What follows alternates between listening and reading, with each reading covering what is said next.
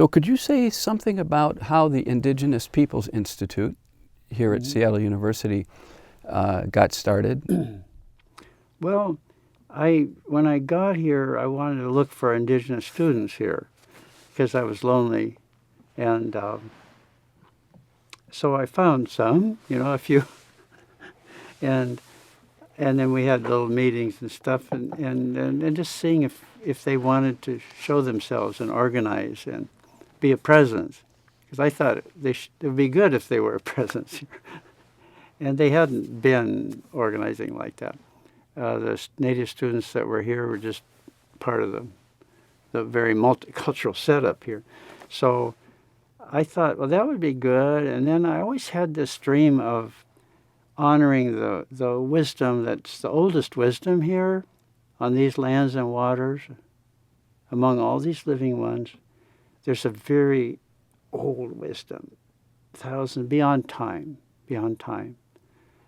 And that wisdom is still here. The teachings are still here.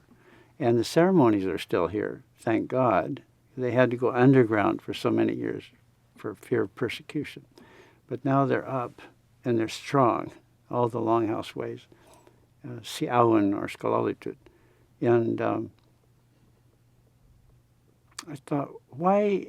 So we honor all the other spiritual ways here very well at the university, which I'm extremely proud of at this university.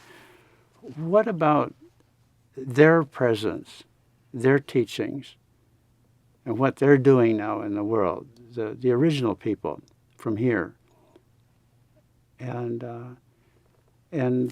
we just, it was a thought.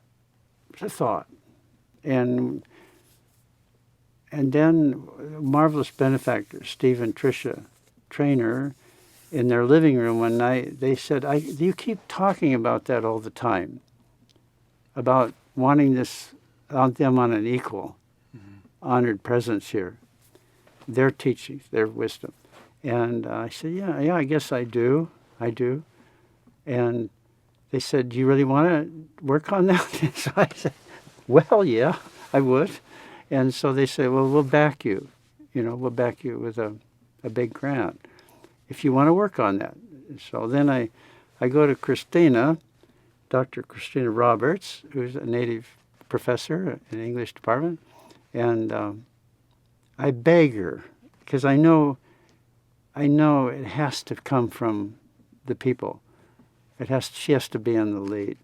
And she was fighting for tenure and just trying to survive all this here. It's hard. But I just kept begging her. And when she finished, she got her tenure and we were moving on. Then she said, well, so she took it on. And she's great. She's great. She knows how to work with. She's very well respected now with faculty and administration. And our president, Father Steve Sundberg, has been. I went to him first. I said, "What do you think?" And he said, "Well, yeah, it makes sense. It does." And he brought in the provost then and said, "Yeah, it makes sense. Yeah. But you have to do it. I mean, I can't just. You have to do it." And so, very open to it. And then, but once we got going, and then we did some events, and it raises consciousness all the time, and we invite people in, and we do things, and people, the consciousness, and now we have tremendous support, which I just am very humbled about. Just faculty, administration, our president, tremendous support for us, this effort, but we have to do it. Mm-hmm. They can't do it for us. So Christina's in the lead. She has a team, and we're trying to raise a couple million. So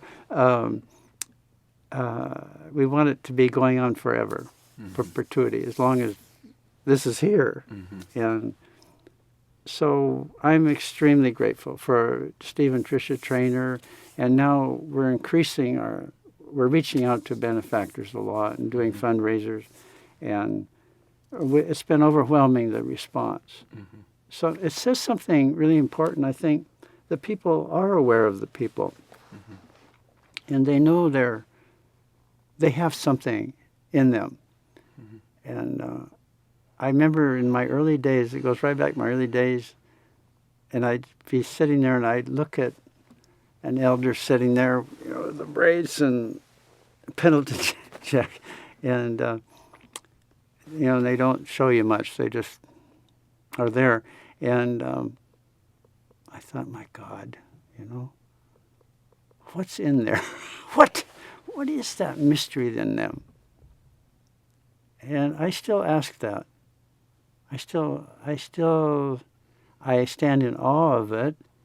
There's something in them that is magnetic for me. For others, it scares them, or they're the other. They remain the other.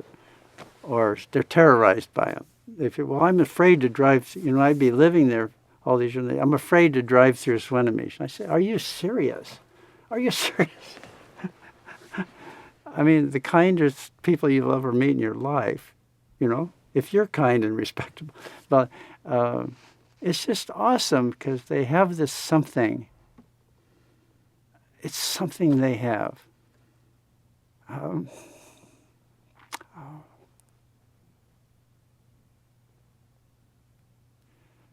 More precious than anything.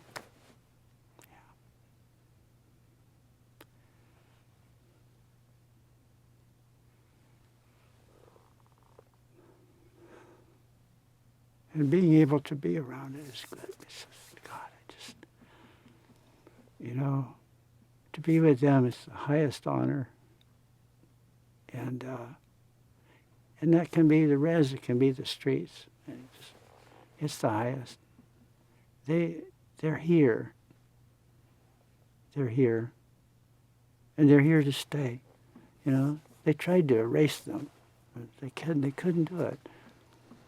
And they'd still like to. They can't do it. They have endurance.